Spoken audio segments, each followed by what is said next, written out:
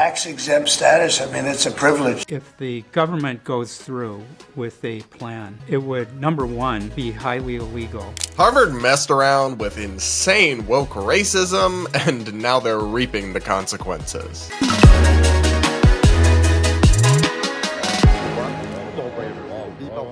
We've got to talk about the downfall of Harvard University, perhaps the most famous institution of higher education, not just in America, but in the entire world, honestly, is facing a reckoning as the Trump administration and the president himself announce huge changes that could destroy the university. Take a listen to this reporting from The Hill. President Trump's beef with Harvard heats up. The president announcing Friday he plans to strip Harvard University of its tax-exempt status. Trump writing in a social media post, "We're going to be taking away Harvard's tax-exempt status. It's what they deserve."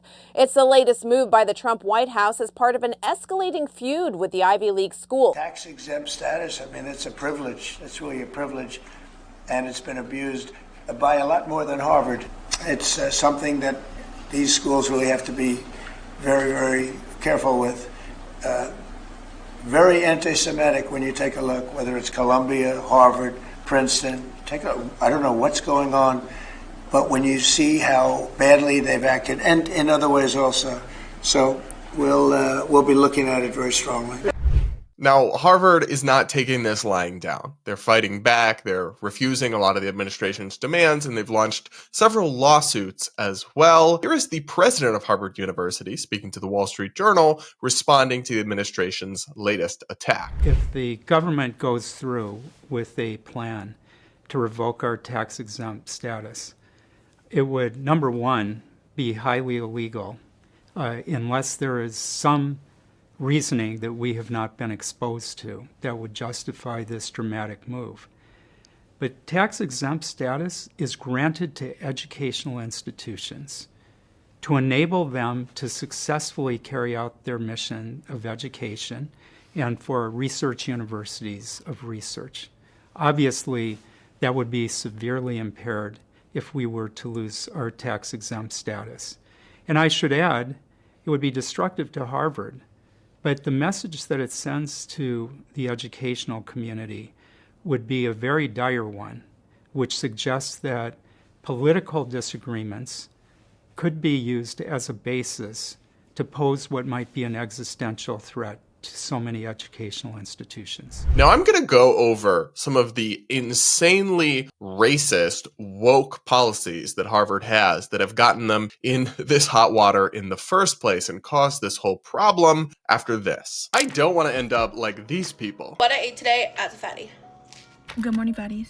A pancake, breakfast sandwich. That's why I use Lumen, an amazing tool that helps me feel better in my body and maintain a healthy weight. Lumen is the world's first handheld metabolic coach. It's a device that measures your metabolism through your breath, and on the app, it lets you know if you're burning fat or carbs and gives you tailored guidance to improve your nutrition, workouts, sleep, and even stress management. You can also breathe into it before and after workouts and meals, so you know exactly what's going on with your body in real time. And Lumen will give you tips to stay on top of your health game. It can also track your cycle as well as the onset of menopause, and adjust your recommendations to help keep your metabolism healthy during hormonal changes, so you can keep up your energy and stave off cravings. So if you want to take the next step in your health journey, go to lumen.me/Brad to get 15% off your Lumen. That is LUMEN.me/Brad for 15% off your purchase. Thank you, Lumen, for sponsoring today's episode, and now back to the show. Okay, guys, let's talk about why Harvard is in this situation and why they are hardly a sympathetic institution or party at this point. For years, and I mean decades, honestly, they categorically and systematically discriminated against Asian American and white students in their admissions policies. This was alleged and, in my view, documented with ample evidence by the group Students for Fair Admissions, which sued Harvard, took it all the way to the Supreme Court in the case where they struck down affirmative action. And the evidence was very clear that you could see huge differences in the test scores and grades required to get into Harvard if you were Asian versus if you were Black, or if you were white white versus if you were black. And it was a clear case of racial discrimination. In fact, they would do it through ways that weren't explicit, like they just somehow magically would always grade Asian people lower on the personality test, and the amount of Asian students would stay almost the same, like year to year, the percentage, almost as if there was a quota or a limit compared to if they just let in the most qualified students, the number of Asian students as a percentage would have been way higher. To me, it was clear racial discrimination that is immoral and evil, wrong in so many ways, and illegal under the Civil Rights Act and other federal civil rights laws. And it's not just in their undergraduate admissions. The kind of insane DEI stuff really has infected Harvard at many different levels. So, for example, recent reporting on the Harvard Law Review, the prestigious publication, makes this abundantly clear. Aaron Sibarium of the Washington Free Beacon reports that the Harvard Law Review has made DEI the first priority of its admissions process, and it routinely kills or advances pieces based on the author's race. It even vets articles for racially diverse citations. And guess what? Editors at the top journal put this all in writing. So Sibarium brought the receipts, and he showed internal documents from the Harvard Law Review that are quite explicit and open about what it is that they're doing. For example, there's this statement that shows how the Holistic Review Committee selects editors for the Harvard Law Review, and it says the HRC shall hold as its first priority the inclusion of qualified editors from underrepresented groups, considering factors including but not limited to race, socioeconomic background, gender identity, sexual orientation, and disability, and recognize the importance of considering candidates' intersectional identities. Bruh. They basically put it in writing that they preference people based on their race, gender identity, sexuality, and the lot. They also take into account very blatantly race when it comes to what articles they're going to publish in the Harvard Law Review and what they're not. So the Free Beacon and Sibarium had this in writing as well. From the negatives of one article being reviewed, lastly, this author is not from an underrepresented background.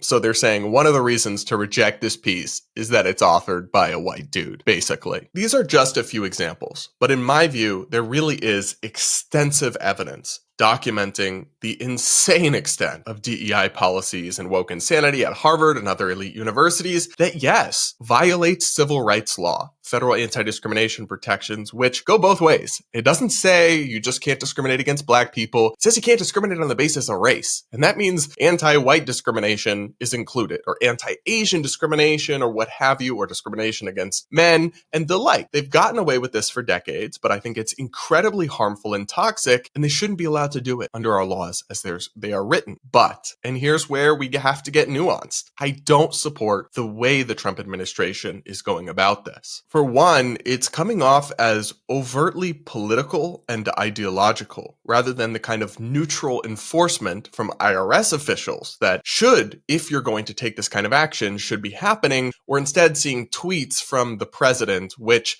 isn't how this is supposed to work. As the Wall Street Journal reports, Trump's repeated comments about Harvard's tax-exempt status breach a norm that attempts to insulate political officials from decisions about specific taxpayers, including tax-exempt groups. Legally, the tax code prohibits the president and other senior officials from directly or indirectly asking the IRS to conduct or stop an audit or other investigations, and that is a crime, punishable with a fine and prison time. Prosecuting such a case, however, would require federal prosecutors, and Supreme Court decisions about executive power and presidential immunity could be high bars to clear. So certainly, I wouldn't anticipate any charges being brought because of this, but federal law says the president is not supposed to get involved in these decisions. It's not supposed to be directing the IRS or deciding what decisions they're going to make. They're supposed to be picking the people that are in charge of it, but then letting them go about their business in a nonpartisan manner. That's not what Trump is doing here. There's also a free speech and First Amendment issue here, not because any group has an inherent right to tax-exempt status,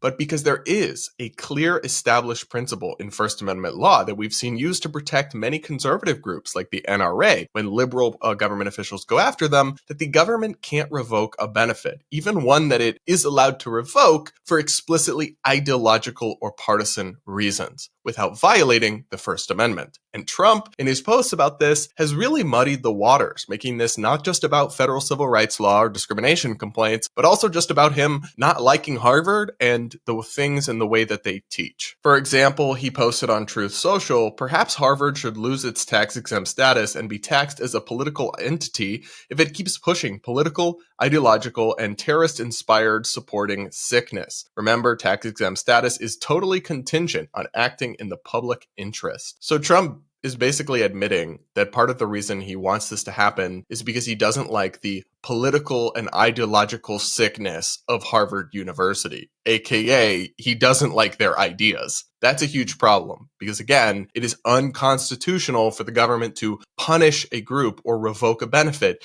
even when it's allowed to revoke in other situations for explicitly ideological purposes. That's not allowed. He also specifically criticizes their choice of professors in another post. Trump posted, "Everyone knows that Harvard has lost its way. They hired from New York Bill de Blasio and Chicago Lori Lightfoot at ridiculously high salaries, two of the worst and most incompetent mayors in the history of our country, to teach municipal management and government." So Trump specifically singles out two professors hired that he thinks are bad because he disagrees with them. And I tend to agree with him on many of his criticisms of how New York City and Chicago are governed. But the point here is he's making ideological critiques of this institution and retaliating against them because of it. That is unconstitutional viewpoint discrimination. And if Trump can do it to Harvard, even if you agree with many of the criticisms, and frankly I do, then a Democratic president could do it to Hillsdale University, could do it to Liberty University, many of these conservative college campuses, or even go after groups like the Heritage Foundation or pro-life organizations or other groups that rely